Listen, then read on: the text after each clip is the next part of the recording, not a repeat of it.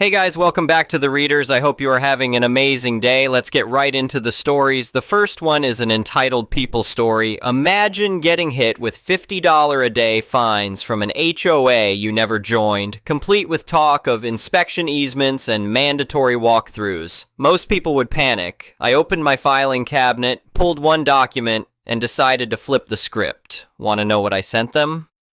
About 5 years ago, I was house hunting after my retirement from a 30-year career as a project manager at an engineering firm.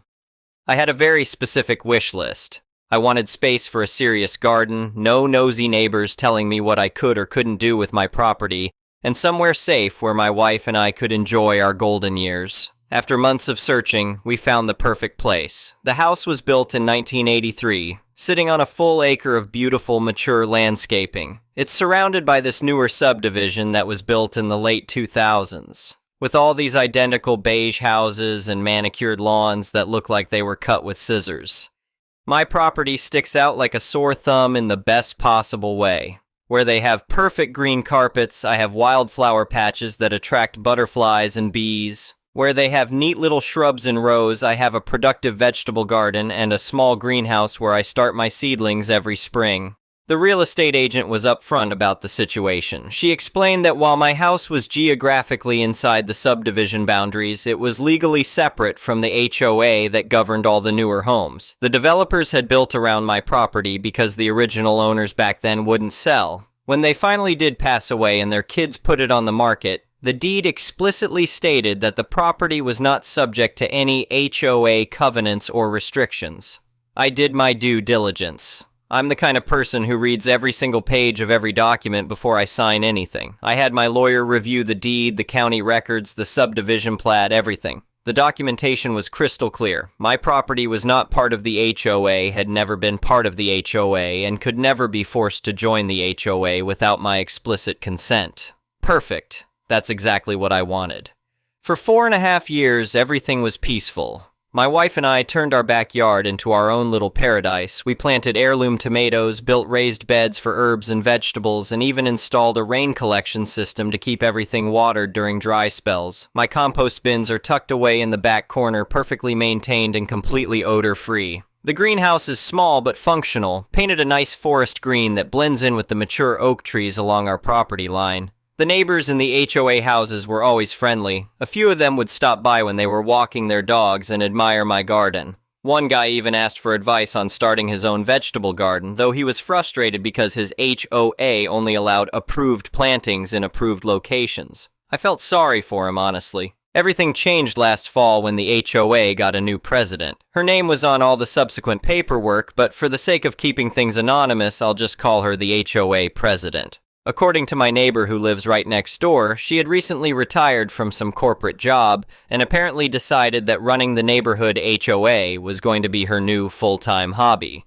She campaigned on a platform of restoring prestige to the community and maintaining property values through strict enforcement.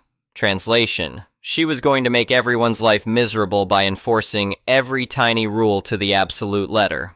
I started seeing her driving around in her little golf cart almost daily, clipboard in hand, looking for violations. She'd stop in front of houses and write things down. Within a few weeks, everyone was getting notices about trash bins being visible from the street, mailbox paint being slightly faded, or holiday decorations staying up one day too long. But none of that affected me. I wasn't part of their HOA, so I just watched the drama unfold from my peaceful garden sanctuary. At least that's what I thought. It was a Tuesday morning in early November when I found the first notice. I had gone out to grab the mail, and there it was, tucked under my storm door. Not mailed, just stuck there like a parking ticket. The paper was thick, expensive looking, with an official-looking header that read Homeowners Association, Office of Compliance. The content was even more impressive in its authoritative tone.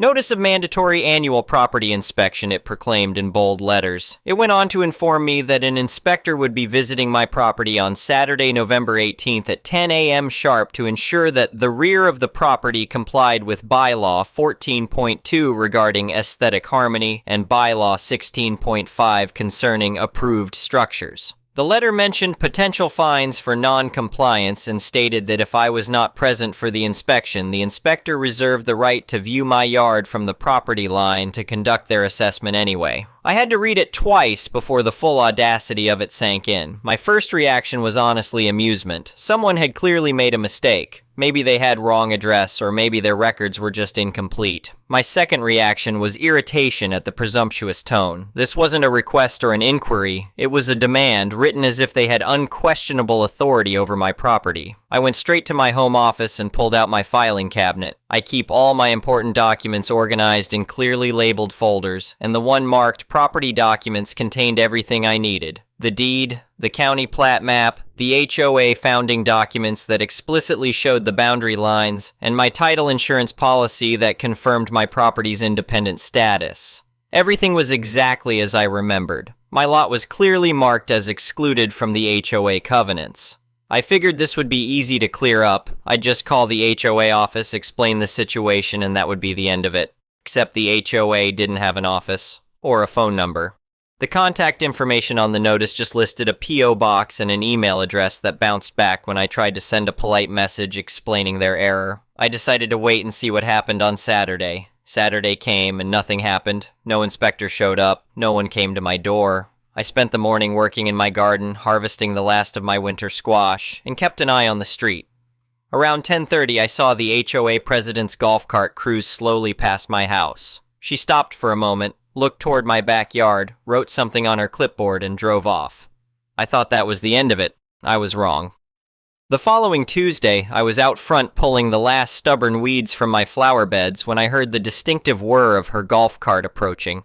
She pulled up right to the edge of my property, staying on the public sidewalk, and climbed out with her clipboard and what I can only describe as a patronizing smile. She introduced herself as the HOA president and said she was doing a pre-inspection walkthrough for properties that had missed their mandatory inspection the previous Saturday. She gestured toward the side of my house where part of my backyard was visible and made some comment about needing to discuss my unapproved greenhouse and how my compost bins would need to be fully screened from view.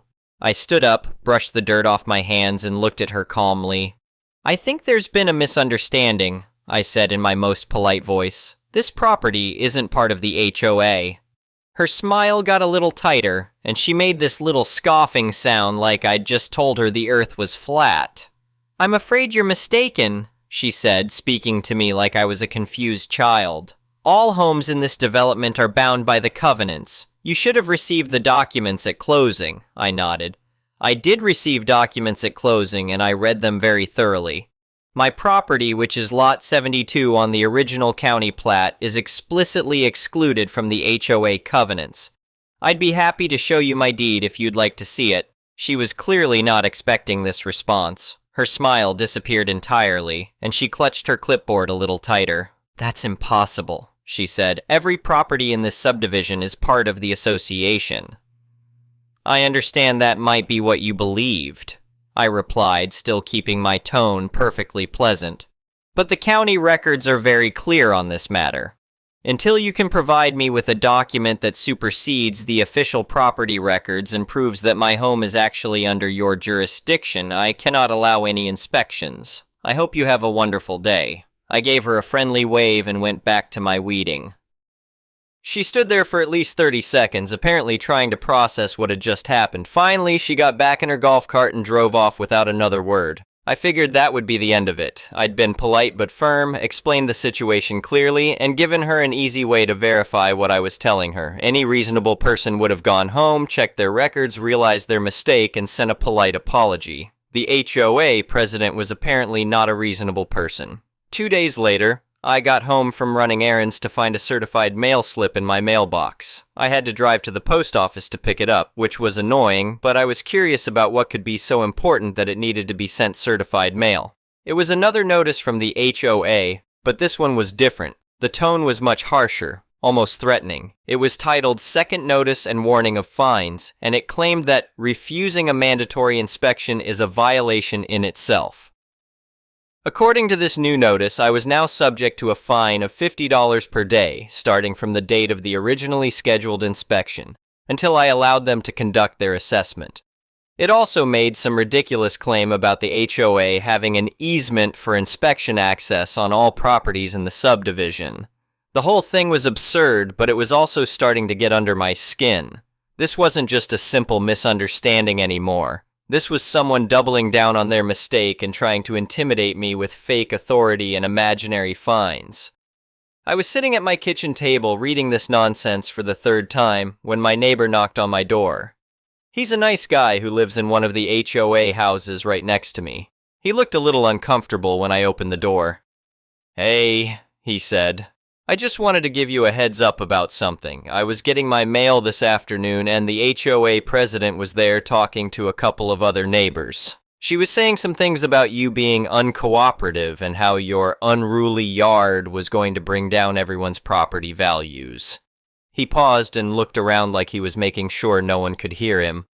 "Look, I don't know what this is all about, but I wanted you to know that she's trying to get people worked up about your garden. She's telling everyone that you're refusing to follow the rules and that it's going to hurt their home prices."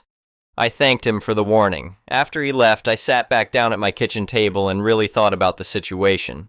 This woman wasn't just making an honest mistake. She was actively trying to harass me into compliance with rules that didn't apply to me. And now she was trying to turn my neighbors against me with lies and gossip. She was counting on me being either too scared or too uninformed to fight back. She had badly miscalculated. I spent the next few hours at my computer, drafting a response. But this wasn't going to be a friendly neighbor-to-neighbor chat. If she wanted to play legal hardball, I was happy to accommodate her. My 30 years as a project manager had taught me a lot about dealing with difficult people, and my natural attention to detail was about to come in very handy. I crafted a formal letter, the kind that looks like it was written by a lawyer, even though I wrote it myself. I made sure every word was chosen carefully, every sentence was precise, and every claim was backed up with specific legal references. The letter started by formally acknowledging receipt of both of their notices, referencing the exact dates and subject matter. Then it got down to business. Be advised that the property located at my full address, parcel identification number 15-024-072, is not and has never been subject to the covenants, conditions, and restrictions of the neighborhood HOA. I referenced the specific public records where this fact was documented, giving them the exact book and page numbers where they could verify everything I was telling them. This fact is clearly documented in the official plat filed with the County Recorder's Office, Book 452, page 88, filed on March 15, 2007. Then came what I like to think of as the hammer.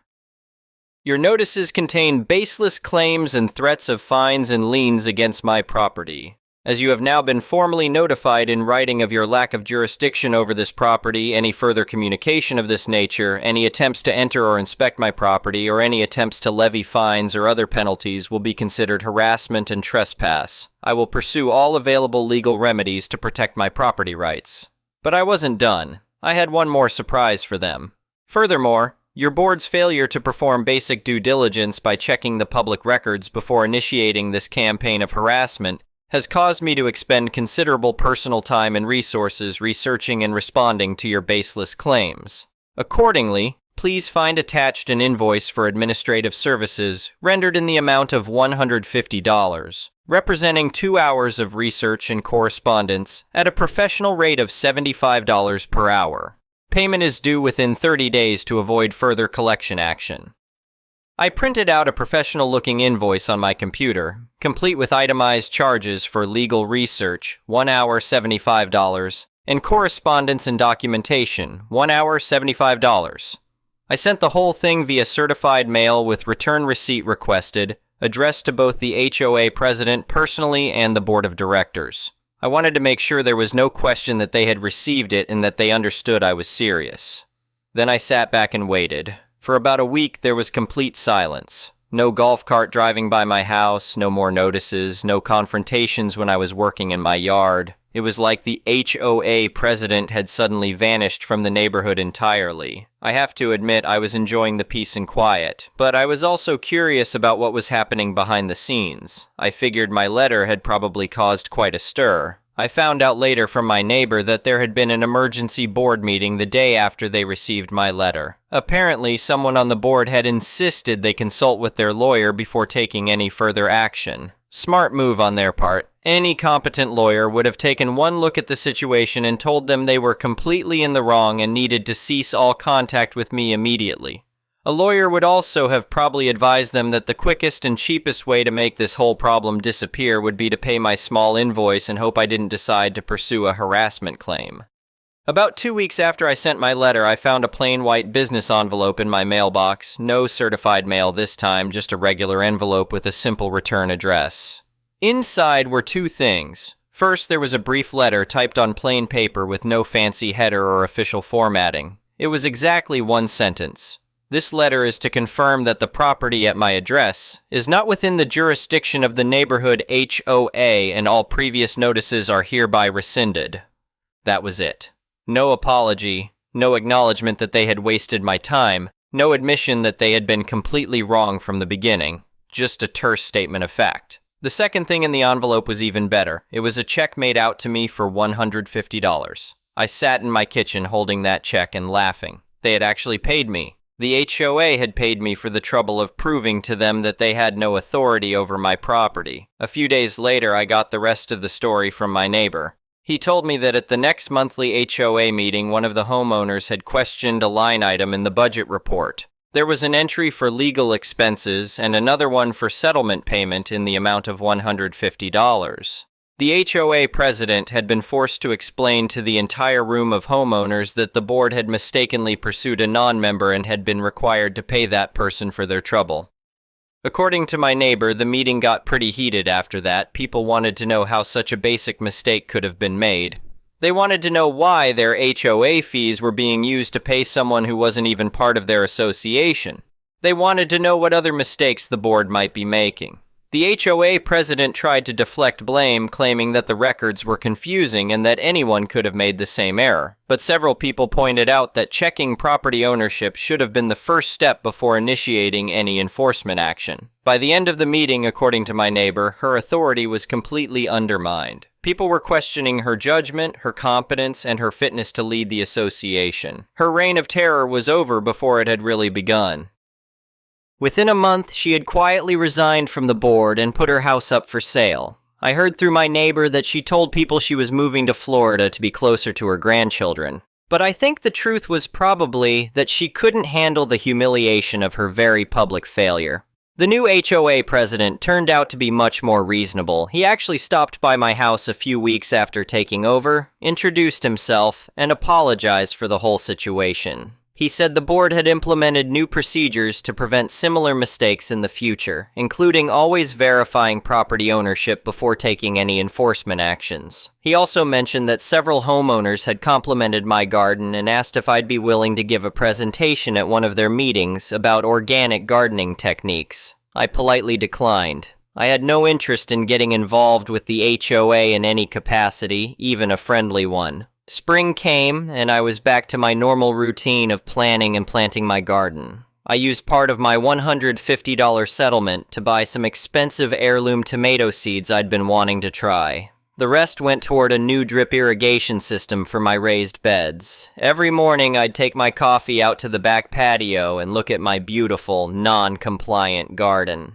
My greenhouse was still the same forest green that apparently violated their aesthetic harmony standards. My compost bins were still visible from certain angles, though honestly you'd have to be looking pretty hard to see them. My wildflower patch was already starting to show signs of the early spring bloomers. It all looked exactly the same as it had before this whole mess started, and that's exactly how I wanted it. But there was one difference. Now, when I looked at my garden, I also thought about that check for $150. Every time I saw my tomatoes growing strong, or harvested fresh herbs for dinner, or watched the bees working my wildflowers, I remembered that the HOA had literally paid me for the privilege of learning that they couldn't tell me what to do with my property. Some people, when they get a little bit of power, think it makes them rulers of their own little kingdom. They assume that everyone around them is either too scared or too ignorant to challenge their authority. They count on people being intimidated by official-looking documents and legal-sounding threats. What they don't count on is running into someone who actually knows their rights and isn't afraid to stand up for them. The truth is, most of these neighborhood power struggles could be avoided if people just did a little basic research before they started throwing their weight around. A simple property search would have told the HOA president everything she needed to know about my legal status. But she was apparently too eager to flex her newfound authority to bother with such trivial details. Her mistake cost her credibility, her position on the board, and ultimately her place in the neighborhood, and it cost the HOA $150 that could have been spent on actual community improvements.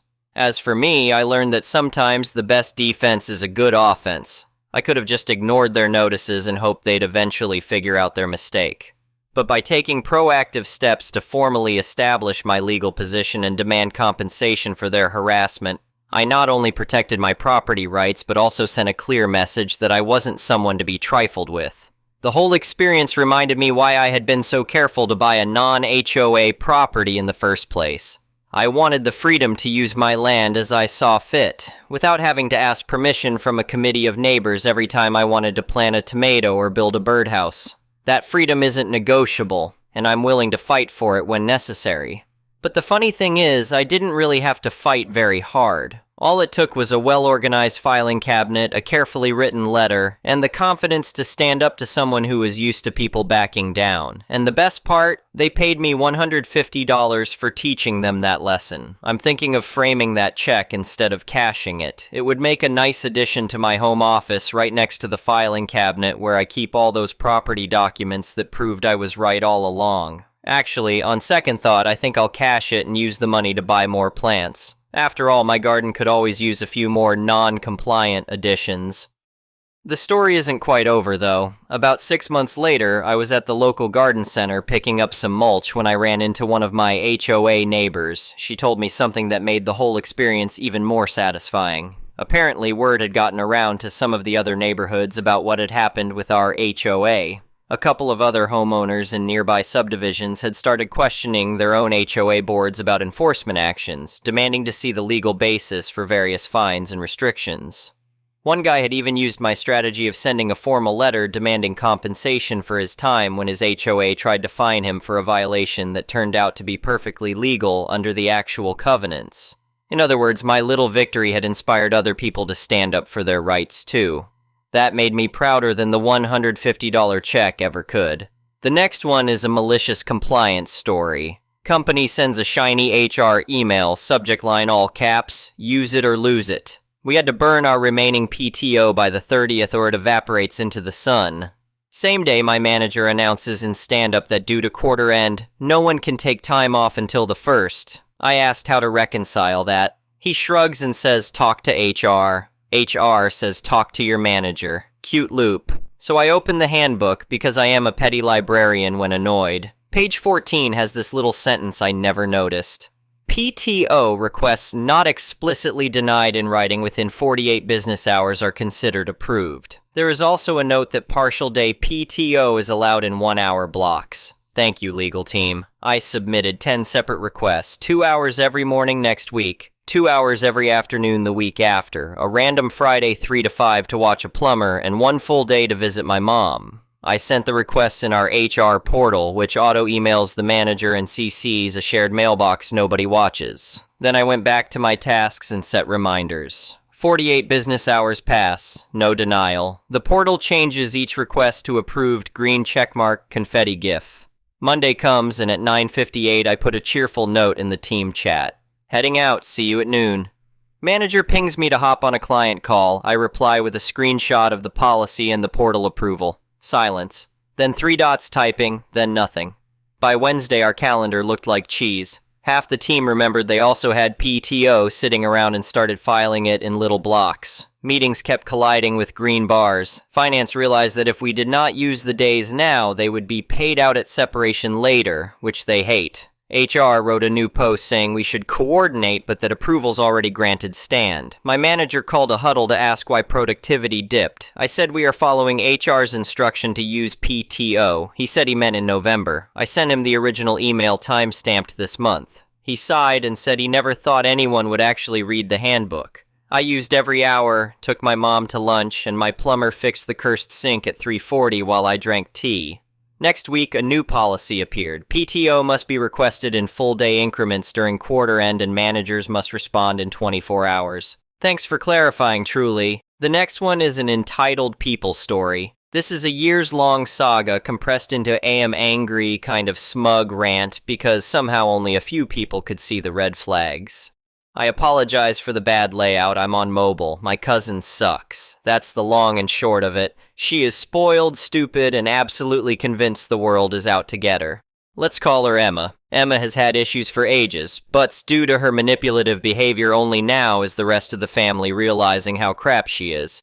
We got along fine at first. We didn't see each other often, so that probably helped. We were both closer to another cousin, Brandy, who we both saw more often, although she was a lot closer to her since they grew up together. That's where the problem started. I have an older sister, Vivian, who is very close to Brandy. Emma didn't like that and told the adults that she was trying to isolate Brandy from the rest of the family. This worked because most of them are religious fruitcakes. We were upset and stopped talking to her for a while, but then she came back with a weak apology and we let it go. Even after all that, we got closer and she started telling us unbelievable stories about the things she had done back in school. The kind of stories that made us just stare at her in disbelief. She had graduated at 16. We were like, "Are you okay?" because what she described sounded seriously messed up. At first we thought maybe she had been manipulated or pressured because sadly that does happen. But she acted like it was no big deal and even bragged that she had used what she knew to get better grades. That really didn't sit right with us. The adults involved were obviously completely in the wrong, but the fact that she still talked about all of it so casually made us uncomfortable. By that point she had already graduated, so there wasn't much we could do except notify the school. We sent an anonymous email and never even mentioned her name, but she still took it as a personal attack. She went on this long rant about how we looked down on her because we got good grades more easily and had the luxury of acting morally superior. She just kept going. At one point I thought my eyes might roll right out of my head, which of course only made her angrier. That passed relatively quietly. Then she told us another story about something wildly inappropriate that had happened with a boyfriend during class. I stupidly asked why she thought that was a good idea. Nobody else said anything, which honestly probably means they were smarter than me. She snapped at me and said I didn't understand what being in love was like because I'd never had a boyfriend, and that sometimes people just can't help themselves. It was gross, but whatever. What did I know, right? Anyway, all of this still felt relatively minor at the time. She was irritating, but most of the drama stayed contained and never seemed like a huge deal. We were clearly being naive. I mentioned Brandy before. Brandy had a truly awful boyfriend called Mitch. He treated her terribly. He constantly demanded attention from her, then ignored her or got angry if she didn't reply fast enough. So when that relationship finally ended, we were relieved. Then Brandy told us under the heaviest promise of secrecy imaginable that Emma had been seeing him behind her back. Apparently it had been going on for weeks. According to Brandy, Emma claimed he had made the first move and pressured her into it. But Brandy wasn't convinced because, in her words, this wasn't the first time something like this had happened. By then we were hardly even surprised, but we were shocked she would do that to Brandy of all people. Even worse, Brandy said Emma had been involved with more than one of Brandy's boyfriends over the years, and since Brandy's taste in men was truly terrible, a lot of them went right along with it. Of course, according to Emma, none of it was ever her fault. Eventually, Brandy moved in with us, and not long after, Emma followed. We went bar hopping one night to celebrate. After a while, I wanted to go home and said I'd be fine on my own, but Emma started berating me for being boring. Then she picked a fight with some random girls and nearly got all of us seriously hurt. Even that wasn't the real issue. One day, Vivian and Emma had an argument, and somehow Emma managed to turn almost everyone in the house against Vivian, even Brandy, who really should have known better. Brandy did eventually apologize, but by then I was done. Vivian forgave her, but they had been close, and I think she didn't want to lose that friendship completely. Still, she kept Emma at a distance after that. Emma and Brandy noticed the shift, and combined with other petty grievances, like my dad buying new phones for his own children and them somehow feeling excluded even though their phones were practically new, they decided to take a step back from the family. If only that had been the end of it. At the same time, Emma was also having issues with another cousin, Megan. She accused Megan of being a bad influence on Brandy just because they sometimes did things without her. Then she started spreading awful rumors and lies, including claims that Megan was stealing from work and seeing a bunch of different guys. A lot of the family believed it and stopped talking to Megan. Not long after, Emma applied to college, and my mom, her aunt, agreed to help pay for a couple of semesters because her parents couldn't quite manage the cost of private college. She was supposed to graduate 3 years ago. That alone tells you how that went. It ended up being far more than just a couple of semesters, and at first it didn't help that she was taking the money and not using it the way she was supposed to. My mom eventually threatened to stop paying unless she got serious. Emma showed her gratitude by refusing to sit some of her exams one year because she said she wasn't ready, and then failing a lot of the rest over time anyway. She finally graduated this year, but only by switching to a certificate because the bachelor's degree was apparently too much for her. Somewhere during this, Brandy suddenly falls ill and passes away.